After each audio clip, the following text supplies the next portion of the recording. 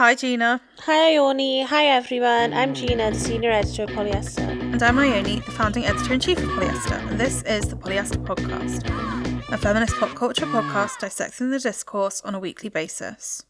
Before we start, if you're a fan of this podcast, please make sure to like, rate, subscribe and review.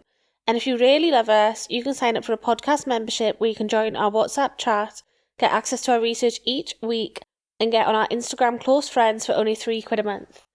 We also now have a Substack called Non-Threatening Boys Asterix, where we'll be sharing exclusive podcast episodes once a month on the Boy of the Hour. Do we have any reviews, Ione? We do. 5 stars, clever, cool, refreshing. Love this podcast. Ione and Gina sound like two good friends casually chatting away. But it's also clear there is real journalistic and life experience underpinning their work. I especially love how they talk about class stuff, such an interesting and important topic, yet still far too under the radar, especially in the pop culture space. Independent media and Polyester specifically rules. That is from Chrissy from Oz in Australia. Thank you. Thank you. That was really lovely. Yeah, very nice. And we are nearly run out, so we have run out actually. Next week's one's a horrible one. Are we going to read it out? I don't think we should read out the horrible ones.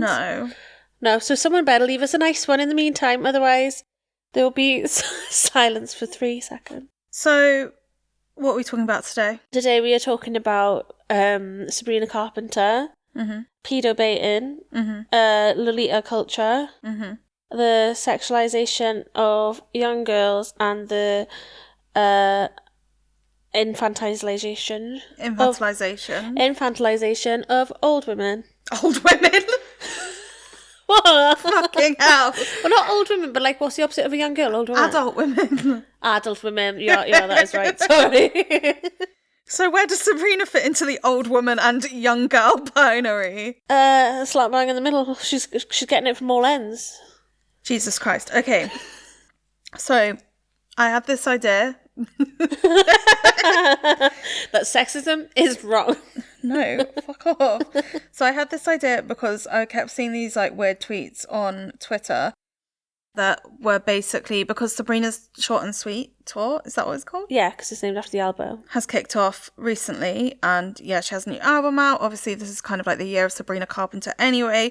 But I feel like as her tour is like properly kicked off, I started seeing like an influx of these types of tweets, which go something like, so this user Avery_AVX says, in quotes, Sabrina Carpenter is sexualizing children because she dresses like babies and toddlers, close quotes. I sure hope toddlers don't wear that. Skull emoji. It's literally lingerie. Just because she's short and wears pastel colours doesn't mean it's children's wear. On my life? Oh my lord, I thought. Oh my lord. Life probably makes more sense. People are so ridiculous. And then another one. Moonshoes Sarah says, all these kids claiming to be scared of Sabrina Carpenter being sexual pisses me off because her entire brand has been being overly sexual, and God forbid a woman acts on her autonomous sexual desire without being burned on the stake for it. I thought it was at the stake, but anyway. Remy's at Kimberly Fucker. What does that mean? Kimberly Fucker?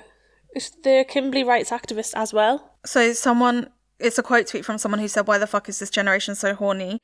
They said, this generation is terrified of Sabrina Carpenter for being a little sexy. This generation could not be less horny. And then Anu, at Anu Loves Bills, said, the way her stylist literally flat out said that she's pulling inspiration from Brigitte Bardot and from the 50s to 70s, and we're still having this conversation is crazy. And then someone called Lito Girl said, I hate that it has to keep being said, but if Sabrina's referencing anything, it's this specific era. You can clearly see that this is where she's getting inspiration for her aesthetic from. You're getting the references wrong, and that doesn't mean she's playing into infantilization, because basically everyone started saying, oh my god, she's referencing Lolita. There was a specific example, but I don't know what it is, do you? No, I'm not sure what it is, but I think it could also be anything, like, she's got a tennis skirt on, they'll be like, she's dressing like a kid. She's got, like... No, but as in, they said that, like, she was specifically referencing Lolita, the book. Oh, in, like, an outfit or in a... So apparently it was that she... Oh, it's like a picture that she did for Time Person of the Year or something, and she's in, like, a picket fence garden. And then she's also recreated the Lolita sprinkling scene for W Magazine. I think, though, those kind of, like, images have become so layered that they're not specifically Lolita anymore, like a Lolita reference. I don't think that's necessarily true. But I think, like, they can get like, the mood board probably wasn't just Lolita. Well, I think there's a lot of things that can be Lolita, like references that aren't necessarily just that. Like, a lot of them are quite generic references. Yeah, exactly. That's what I mean. Like, licking a lollipop or whatever. Yeah. And just because she's, like, petite and blonde, people are like, pedo. Like, she's being, like, promoting it. Yeah, definitely. Never thought I'd be fighting for petite rights in my life, but... Yeah, you've really come in hard on one side of this coin, to be honest with you. It's quite surprising. What side of the coin are you on? Well, I just think that there's, like, I don't know, I think it's... So the actual pictures that, like, the stylists have said she was referencing are lots of Marilyn Monroe images, lots of kind of, like, vintage nightgown images. And then that thread by Lito Girls went on and said, and since she so often leans on this era, her fashion potentially overlapping with a film also set in the same era is not the gotcha moment you think it is. You're only so desperate to push this narrative because of her height, her success, and you want a reason to knock her down. And then someone said, but like, she wears baby doll dresses, and that's like pedobaiting in itself, which is quite bananas. Yeah, there's a bit in the research where it's the same person, like, screenshotting that, like, the person who created the baby doll dress did it because there was fabric shortages in World War II. And then she actually actively hated it being called that. She didn't call it that at all. The woman who invented it. But I'm also just like, how fucking mega-minded do you have to be fuming about that? Like, it sounds so like Qanon shit. Like, they're playing in your faces. The Illuminati's real. Here's a picture of Beyonce holding up a triangle. Like, it's so like that kind of like thread of thought. Well, lots of people are saying because the tour specifically is very sexual. Like, she's switched out her, when she used to make the lyrics to, I don't know which song, sorry, like a location specific innuendo. She's changed that for doing like a sex position of the night or whatever when she sings her song Juno. So lots of people are like, oh my god, am I the only one offended? Why is she being disgustingly sexual in front of children? Skull emoji. And loads of other people are being like, well, if you're taking your kid to a Sabrina Carpenter show, then you know what's coming, kind of thing. Yeah, it's the same as, I feel like that's always been the case with pop, is like, has to toe the line between being like sexy but suitable for kids. That's why there's like radio versions of songs. I think we have just like an issue now because everyone is used to distilling aesthetics into aesthetics and like into cores and stuff. And everyone thinks they're a really good referencer, but they actually aren't. Like, the internet is basically a game at the moment of being like, oh, who's smarter? Who can actually tell that it's a Marilyn Monroe swimsuit, not like a Lolita reference? Who can tell this? Blah, blah, blah, blah, blah, blah, blah. That this type of thing, especially for an artist that is so building like such a singular aesthetic, if that makes sense, that is geared towards sex, and is wearing lingerie. Like, I think it's kind of bound to happen. Like, we see it with pretty much every celebrity that exists, apart from, like, we see it with Taylor Swift, but in a very different way, because it's like a snake eating its own tail with Taylor Swift. It's like, well, she's wearing a snake to reference this. Yeah. But so then everyone's looking for that in different pop stars, so they feel like they can have the deeper knowledge about it, but then people are getting offended. Yeah, people are trying to be like, well, this is the wider implication of her wearing a short skirt, of her wearing a bustier on the stage, of her like taking a towel off to open her show. What do you mean? So her show starts with like a little animation where she's in the bath. Yeah. And she's like, shit, I'm going to be late, and then like runs down, and then she comes down and she's wrapped in a towel, and then she opens the towel and it's glitter lined, and she's got like her little outfit on underneath. Yeah, but what's your point? My point is that people are just reading too much into stuff like that. So it's gotten so bad as well that a few different people have brought this up to her in interviews and asked for her opinion on it. So in her Time 100 Next interview, which is one of the photo shoots that got criticised, I think, she said, someone told me this, whenever I would get upset or feel like I'm the only one getting criticised for something other people are able to do seemingly so freely, I'm the one that's seeing all the negative shit about myself. My friends don't see that. And then she also said, you'll get the occasional mother that has a strong opinion on how you should be dressing. And to that I just say, don't come to the show, and that's okay. It's unfortunate that it's ever been something to criticise, because truthfully, the scariest thing in the world is getting up on that stage in front of that many people and having to perform as if it's nothing. If the one thing that helps you do that is the way you feel comfortable dressing, then that's what you've got to do. And right now, if that means corsets and garter belts and fuzzy robes or whatever the fuck, then that's what that means. I do think that she's like particularly getting criticism as well, though, because she's following the kind of like Disney Channel arc of being a child star and then breaking out by being overtly sexual. I'm not saying that that's like inherently negative that she's doing it that way, but it's obviously kind of like a marketing pattern that we see so many of the Disney girls do. Like we saw it with Miley and the what was the era called? The Smiley era? No, after that. The Bangers era? Yeah, Miley and the Bangers era. And we've seen it with like Lindsay Lohan, like going off the rails. We've seen it with all of these child stars. Only one that hasn't, like Olivia Rodrigo's not really followed that, but because she's going down like men are trash breakup route, which is also what a lot of this research says that is a problem with why Sabrina does it, is because when you actually listen to her lyrics, they're all about her and they're not putting like the onus on the man to give her approval. She's like getting her own approval. And she's worried about, in Please, Please, Please, like she's worried about Barry embarrassing her because of how it'll make her look, not because it'll break her heart or whatever.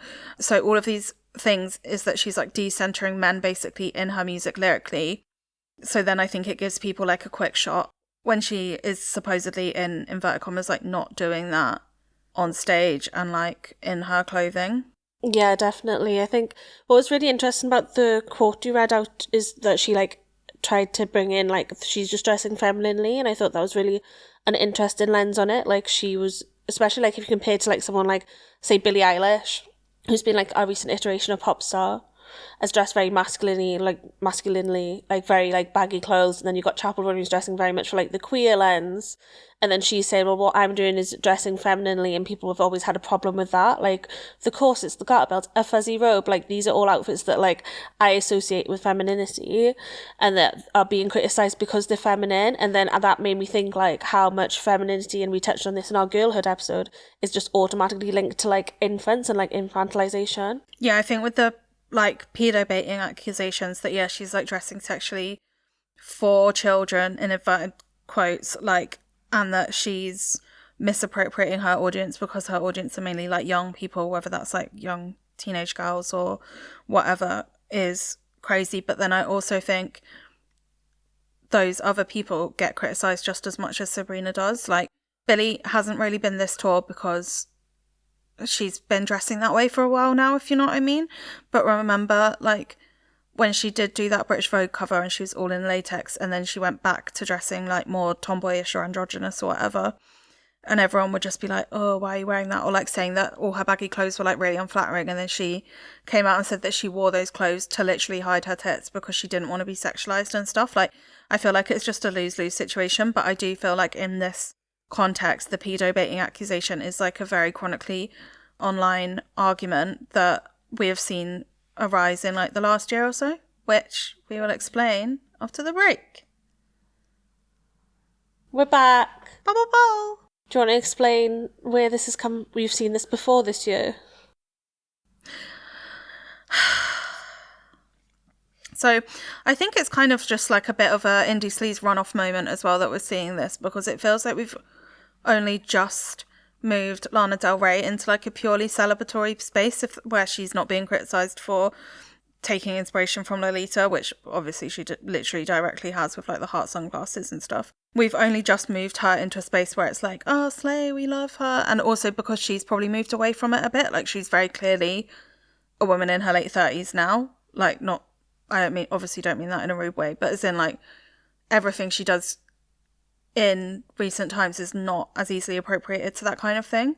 I think Lana's been so intellectualized now, where people are like, she understands like the Great American Story, like the Going West thing, like all these different things of Americana, and people are like, she just explored that as part of that, and they're like granting her this intellectualization that they're not giving to Sabrina or any of the younger girls in pop. Yeah, definitely. Like some pop musicians get elevated to being like artists, whereas some don't, and it's very easy to not see Sabrina Carpenter as like an artist or like someone with intellectual rigor because she dresses feminine, and obviously everyone's femophobic as fuck.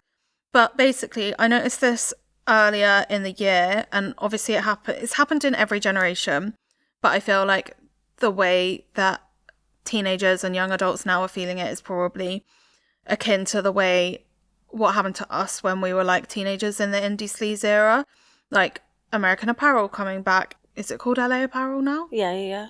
and shooting like upskirts of girls in tennis skirts and all of these things. Like, we do have a huge cultural history of girls being sexualized, but then I think the new link is saying it's pedobaiting.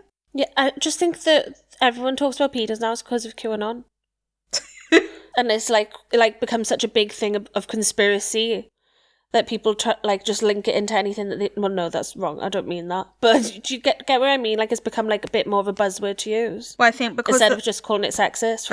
I think because the internet is so like big and open source now as well. So like Chloe Cherry was criticised for being in a photo shoot where she's like in front of a school bus wearing like pigtails and like a vest and then eating cereal in one as well. And everyone was like, oh, she's pedobaiting. And then she reacted by like wearing a really baggy outfit and coming out as non-binary. But I think that because the internet is so open source now, if that makes sense, that's part of the reason why, because a lot of the time this content obviously existed on Tumblr. It was like not born on Tumblr, but like, you know, this type of image making in terms of people doing shoots for themselves even was born on Tumblr. So a lot of people were doing this and those types of shoots, like shoots in schools, shoots with tennis skirts on, like shoots at a roller rink, like all of this types of stuff. But now I think because we all see the same content on the internet, that's why people are more angry at it now, because before it was like 2,000 people would probably see it at most, maybe more, but you know what I mean? It was like very gated off as to who would be looking at that, whereas Sabrina Carpenter obviously being on tour, that's like on a worldwide platform, like akin to when Britney Spears did Oops, Like It Did It Again, and everyone was saying she was pedobaiting. Also, wasn't she 16? She was 16. So how's that pedobaiting? So just reflecting on her life, innit? Yeah, she's literally just a child. We were all just girls who went to school. But now I think, yeah, because everything is seen on such like a wider cultural platform, if something starts to gain a bit of traction, then other people will latch onto it and then it becomes devoid of the original context in which it existed within, which I don't think I'm not saying that like all of these images as well. So like another girl accused of this is Belle Delphine. I'm not saying all of the ways these images exist do not cater to the male gaze, because some of the time they do. Like I think in a lot of this research, it was trying to kind of paint Sabrina Carpenter as like this emancipatory figure because she's doing sexuality on her own terms. But to counter that, A, there's nothing wrong with Sabrina Carpenter being sexual. We can hold that in our mind. But B, what we view as sexual is informed by and built under the male gaze. So I think there's like articles in here that are even like the espresso theory of gender relations and like how Sabrina Carpenter's doing this and that. It's just like not that radical what we're seeing her doing. She is performing sexuality as we have been told sexuality should look like for as long as modern history, which is a skinny, blonde, white, young looking woman. Like our views of sexuality skew towards youth because they're built under a disgusting, sexist, misogynist, and pedo-ish system. Yeah, I don't think she's like she might be reclaiming her own individual sexuality, but that image is like an image on its own, and the things that it signify are connected to the wider context of not appropriate, of like being in line with those things. And secondarily, it's interesting that like everyone who gets leveled with these accusations of pedobaiting are all people that on the outside look like they're in control of their image, like as opposed to their image being crafted through like a TV show or a novel or like a directorship, like being directed under a man or like, you know, any of those things. It's like we are being told that they're making a choice, like they're making like an autonomous choice to pedobate as a woman. We never talk about, well, we do talk about, but like recently in culture, we haven't talked about as explicitly how men shape that. Yeah, and how they supply the demand for that, specifically with people like Belle Delphine and like Chloe Cherry also used to be a sex worker. Mm-hmm. And I thought there was this interesting quote in a academic article called The Phenomenon of the Infantilisation of Women by Caitlin R. Rechton, published in 2022. And the quote says, "This double standard is also prominent in Lang's study, where they found that there exists no culturally mainstream male equivalent to Lolita, a popular book that sparked the phenomenon of the sexualization of young girls. Sullivan et al. Concluded that the blatant youthification of women and adultification of girls is prominent." And so the piece is, well, I just thought it was interesting that there's no cultural equivalent to a Lolita. A twink? Yeah, I guess that's but gay, though, that's like, that's not heteronormative. Yeah. So already it's a subversion, like, in a way, I guess. Like, the closest thing I can think of is, like, the sexy... That's a grown man, like the sexy pool boy or whatever, but that's a grown man because he's a man with a job. Yeah, exactly. I guess that when it is depicted, it's, like, really shocking, like in May, December. Yeah. So, to explain that thing, according to the American Psychological Association's Task Force on the Sexualization of Women and Girls, which is a crazy task force, they defined adultification as something that occurs when young girls dress up to appear as adult women, and youthification occurring when women dress down to resemble young girls. And it really just reminded me of that meme from that film with Brittany Murphy and Dakota Fanning when they're on the teacups. Oh, Uptown Girl. Uptown Girl, like, they're looking at each other, and then people always put memes on it, like, 10-year-old shopping at Sephora. Yeah. Old hag shopping for anti-aging. Old woman.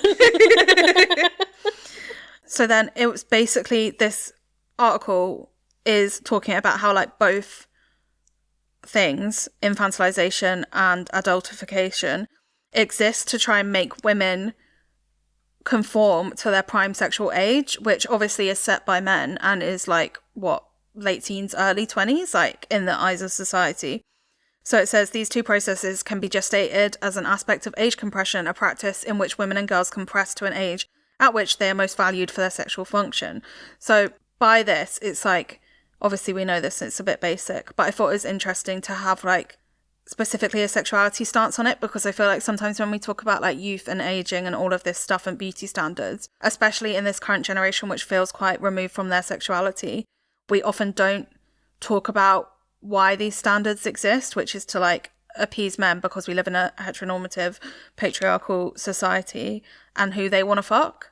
Yeah, literally. Does it all boil down to sex, or does it boil, and then it boils down to control as well? Yeah, like, because quite often we can just be like the Spider-Man emoji, like, pointing the Spider-Man meme, pointing fingers at each other, where it's like, well, we women force each other to, like, conform to beauty standards by perpetuating them, or, like, women are as nasty to each other as men are. It's like, but we're all reading off the same hymn sheet, which is made by men. Yeah, literally. Ooh, I hate when people do that as well. What? Be like, girls perpetuate this, like, girls are doing this to each other. I'm like, who do you think's told them to do that?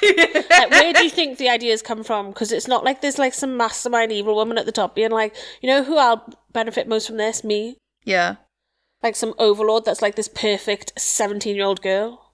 Yeah, I know. Anyway, what was your point, G? Yeah, later on in the research, now to read my favourite quote from the research, is in this essay for Bard College from 2017 by Aja Renee Collis. It's called I'd Rather Be a Slut, an analysis of stigmatised virginity in contemporary sexual culture. And I think it ties into what you've just said, that, like, you can't win in these arguments. Like, if either you've been, like, adultified as a child or you've been infantilized as an adult. And then this is talking about the Madonna and whore complex. And the quote from it is, both the virgin and slut are not true to actual sexuality. They demonize any sort of female sexuality. There's no word for a healthy sexual female. It's true. I thought that's so, like, there's no word for a male version of Lolita, because that doesn't benefit patriarchy, for that to be a trope, or, like, even something, like, desirable, or even something contentious. Like, there's no point in that having a word. And then, like, to go off the back of that line of thinking that we don't name things, because then when we do, we give them power, and when they've got power, then they have a chance to challenge patriarchy. In the same breath, you can apply that logic to why there isn't a word for the healthy sexual woman. Mind blown. No, honestly, I was like, it's, like, really making me, like, think about, like, what words mean, and, like, what, like, this episode, like, what we are implying by using these words, like, by saying that someone's pedobaiting. You really are just putting the onus on that woman, like, for doing it. And I think with the Chloe Cherry example specifically, if I found it, like, quite whorephobic, like you said, like, this was imagery that we grew up seeing on Tumblr, and we could see it as the female gaze. But you get a woman who used to be a sex worker, and suddenly she's trying to, like, get pedos involved. She doesn't do sex work anymore. Yeah. So, like, how is she trying to pedobait? Like, what is she trying to engage from that? Like, when that's applied to, like, Belle Delphine, and they say, like, look, her OnlyFans videos, she's pretending to be a toddler to get views. I'm like, okay, there's a thread of thought that she's appeasing to, like, these pedophilic men. But when you're just taking a woman who used to do sex work and saying that she's pedobait, like, what are you trying to say that she's trying to gain out of that? Like, attention from, like, pedophiles. Yeah. Why do you think that would be something that a woman would want? Yeah, it's true. And it's the same with Sabrina Carpenter. It's that, like, we can't see a woman seemingly dressing a way she wants to or a way that makes her feel good, like, in any direction. So then we're attaching this label to it, which is pedobaiting, which is really serious. Like, Yeah. as in not the baiting bit, but like we're talking about pedophilia here. Like, that's like a very serious thing. I think it goes beyond like someone wearing pigtails or like someone on a baby pink set. Yeah. Like, it's a bit more complicated than that. Like, Galaxy Brain, yeah, I can understand how everything, all our aesthetic choices do boil down to appeasing patriarchy or not appeasing patriarchy, and patriarchy is paedophilic at some point. Or like hebephilic, like the teenage one. Jesus Christ. But, like, I don't know, like, it just gets so murky to be like, you're doing this because you doing this is making pedos win. Is like just such like a fucking stupid take to take away from someone, yeah, wearing like a pink outfit. Well, I think it's kind of like the lowest common denominator as well. And I think it goes back to like, they're saying that these women are self-infantilizing, but then we are now, not to be like, ooh, not to sound like a GB News host or something, but like we're really infantilizing as a culture. Like now I think like we can't accept anyone being a tiny bit sexual. We can't accept like sex scenes in films or TV. We can't accept like any sort of expression of sexuality without calling it a certain thing. But like whether it's pedobaiting or whether it's misogynistic. And by painting everything that's sexual with such a broad brush, it leaves no room for discussion as to like what actual healthy expressions of sexuality look like, or what like empowered expressions of sexuality look like, or even just not heteronormative. Because like if you're just saying no, this is all bad, it leaves no room, and it creates like a binary in culture of black and white, when obviously like the way we live exists in a grey area, especially as like young adults that exist in like a very postmodern period of time in which nothing is its original meaning anymore. Like everything is so divorced from context and time and space.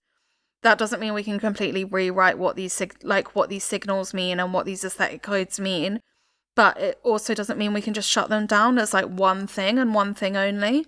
Yeah, and I think it's so sexist, like it's so layered in sexism. Like there's so many stuff and like about twinks out there that isn't being tarred with this brush, or like at least not that I've seen in the same way. The only thing I can think of which isn't involving pedos is just when everyone was angry at Troye Sivan for the Rush video. Yeah, for not having big fat fatties in it. Yeah.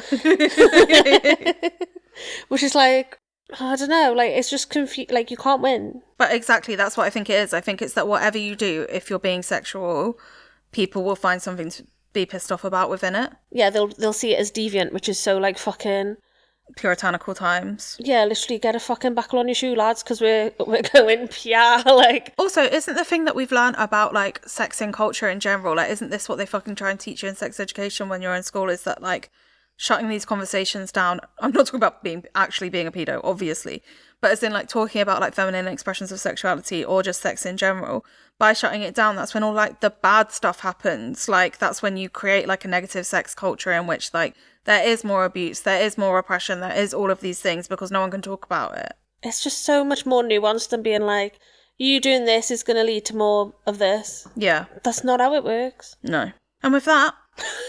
well, we sorted that out. Yep. Everyone stop being mean to Sabrina Carpenter. And everyone else. And everyone else. And let women wear... I feel like it's the eventual... It's like the final boss of a girlhood year, though. Do you know what I mean? Like, This was inevitable. Yeah, it was so inevitable, but people were just, like, taking femininity as infantile. Yeah. Which is the whole reason why the girlhood stuff started in the first place. But you can't reclaim your girlhood if you're used to be a sex worker, or if you are a sex worker, or if you're on a main stage, or even if you've just got an Instagram photo. That's just patriarchy, though, isn't it? It's like, we'll allow you to be empowered as long as it fits within our... Well, it goes back to the Madonna whore complex, which we didn't actually get to, but very relevant. No word for a healthy sexual female. Let's make one up now. It's the tonic. Fuck off. Jesus Christ. Anyway, bye. Anyway, thank you, Olivia, for editing. Thank you, Siam, for sound checking and your beautiful research. And thank you all for listening. We'll see you next week. Thank you, Ione, for being my... Bye. Bye.